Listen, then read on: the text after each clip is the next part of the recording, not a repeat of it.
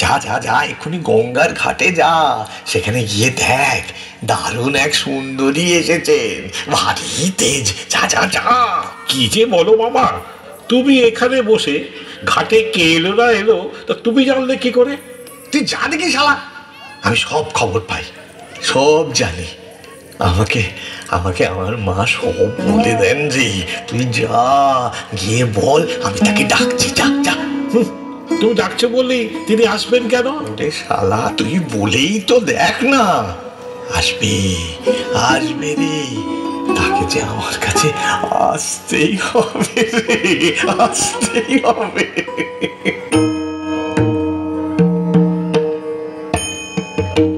বাবা, তুমি এখানে দক্ষিণেশ্বরে?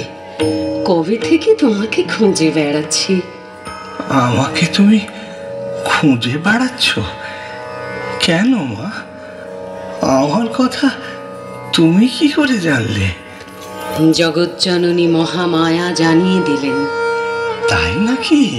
বাহ বাহ বাহ, বেশ বেশ বেশ। লোকে আমায় পাগল বলে, দিনরাত মা মা করি তো। কে তোমায় পাগল বলে? একে বলে মহাভাব।